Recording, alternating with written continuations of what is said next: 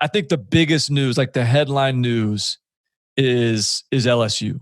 Like, just, I mean, the hits just keep on coming. Look, it was the greatest team in the history of college football, and the greatest team in the history of college football had a bunch of guys drafted and had the number 1 overall pick, and it was going to look different regardless. But what we didn't expect was this kind of attrition. Like Jamar Chase, the recent big name guy, and then just not long after that was Tyler Shelvin, who's a potential All-American defensive lineman, was going to anchor that new Bo Pelini defense.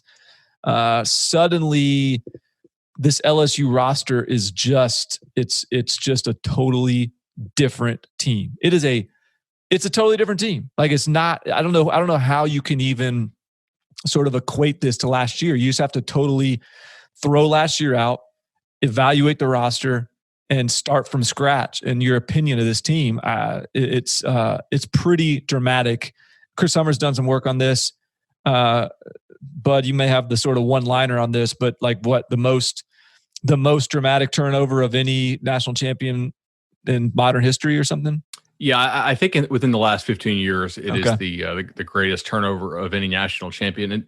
And Barton, LSU was already a team that we had singled out as a team that would be overly impacted by the cancellation of spring due to COVID, right? Back when we did that episode, like, okay, who do you think is set up to weather this? Who do you think is not? And some of the factors that we kind of honed in on were experience, returning chemistry, returning production, returning coaches. Well, LSU has new coordinators or pseudo coordinators on both sides of the ball, and they are now down. I mean, Sadiq Charles, Adrian McGee, Lloyd Cushenberry, Damian Lewis, his backup, Donovan Campbell, DeCoulis' backup, Thaddeus Moss, Stephen Sullivan, Jamar Chase, Derek Dillon, Justin Jefferson, Joe Burrow, Clyde Edwards-Helaire, Brooks Divinity, Neil Farrell, who was opted out, Tyler Shelvin, Rashard Lawrence, Brady Fajoko, Chasen, Patrick Queen, Phillips, Fulton, Delpit, Kerry Vincent. And now there's rumblings that there are going to be even more guys. I don't think we want to drop names on this show, on the off chance it doesn't happen. But I mean, there's plenty of rumblings that it's going to be another starter, and there's only 6 starters out there. So if you just kind of draw a name out of a hat, there's a decent chance you're going to hit. I do believe in some of the internal changes that Ed Orgeron made in terms of beefing up the support staff, in terms of what they were doing with sports science, like Josh Pate has talked a lot about on his Late Kick show. And I think Ed Orgeron has done a good job of being more hands-off and making the right hires and all that stuff. But, dude, when did this team have time to gel? Like, this team just kind of became this team in the last couple of weeks with all these additional opt-outs. They've had times where I think they had, 4 offensive line starters available due to COVID in spring practice. Jamar Chase waited a while to opt out, and I don't have any inside information on this, but what's the chance that he's like, all right, do I really want to stay in a condo? You made this point earlier in Slack, like do I really want to stay in a dorm, be isolated for 3 more months in Baton Rouge? I could be in a condo in, LA or Miami. And then he sees what the offense looks like in practice, and it's probably pretty freaking bad, dude. Like they haven't had any real time to mesh. So he's like, wait, so my numbers are going to be terrible here?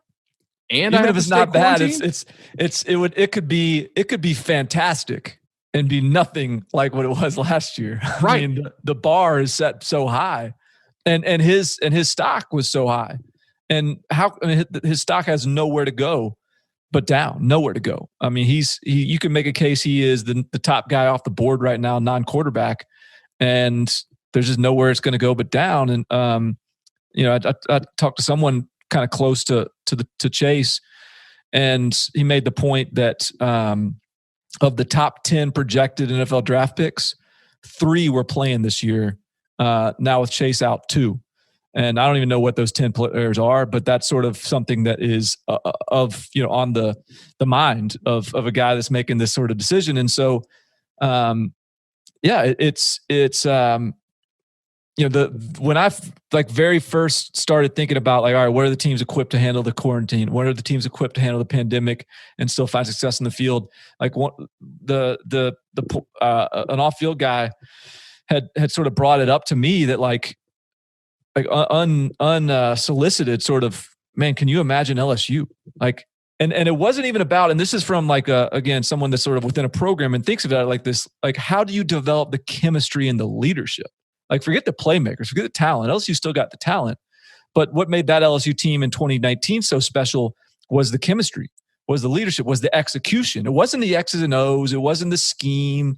It was talent, certainly, but it was the execution of that scheme. It was the execution of, like when you talk about the guys that were in that, like those practices, you hear Dave Aranda talk about those practices. He's in awe over, just like the well-oiled machine that it was. And now you're going through a whole off season without spring practice, without being around each other as much as you want, without the cultivation of like the new leaders. And now some of those guys that are supposed to be those leaders are gone out of nowhere. And so it's when you think about LSU in this 2020 season, like you just have to think about them in a different light than just, oh, I think that those 5 stars are just as good as the old 5 stars. Like maybe, but what sort of chemistry and cohesion has that roster built? Yeah, and the key word there is as good as. I don't think they are as good as. They might be as talented as, but I do not think they will play as well as those guys played last year or really anywhere close due to your point about the chemistry. And I mean, I don't want to just sit here and dog LSU. I do think they have talent. I think they have a lot of talent. I believe they've recruited well, and I think that they actually have made a real commitment to step up and recruit, on that LSU, Georgia, Ohio State level within the last 2 years and look to continue to do so. But at the same time, the experience on this roster, last year's offensive line was entirely upperclassmen, right? I mean, seniors, a couple of redshirt juniors.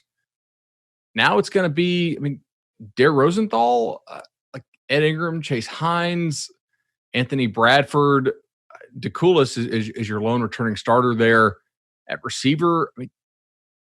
It's Terrace Marshall Jr.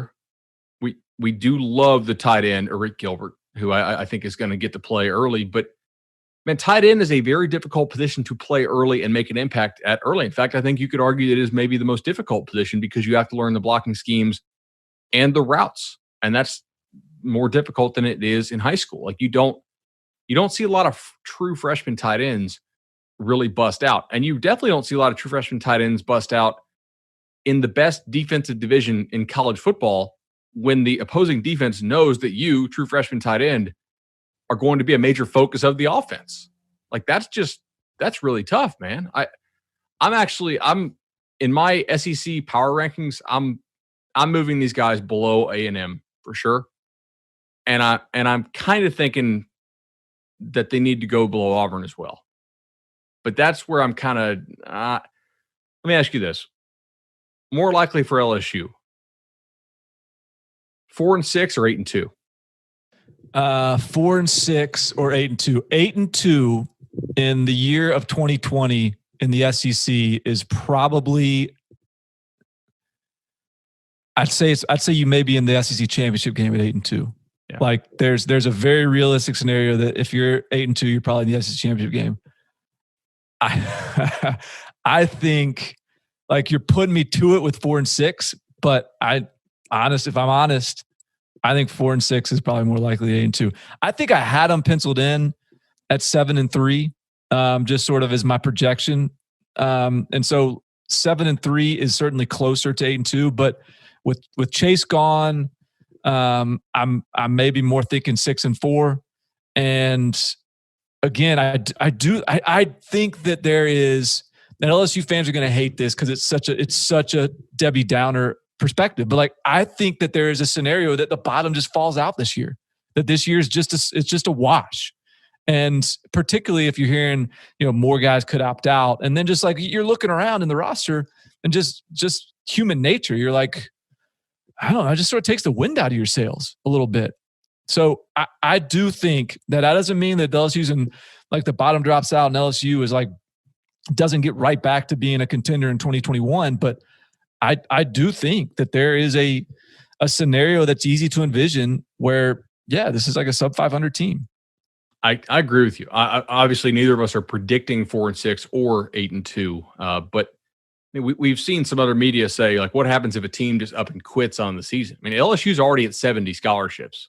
if they have a bad loss or two early in the season or have some COVID issues, I mean, they could get down in that kind of danger zone where they're just like, yeah, you know what, we're good on 2020, man. We'll see you guys in 2021 and kick some ass. But like, dude, they're kind of perilously thin here at several spots.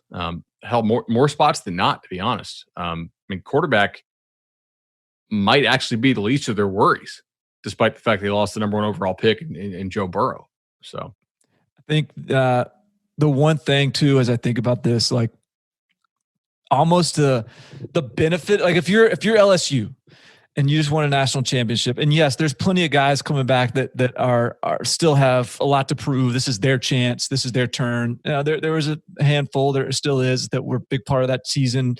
But the tough part and what makes Nick Saban so impressive is the consistent year over year effort. Like there's no drop offs, there's no complacency, and so in the struggle, like when that's the real challenge, is fighting the complacency of just all the trips to the White House and best team of all time talk.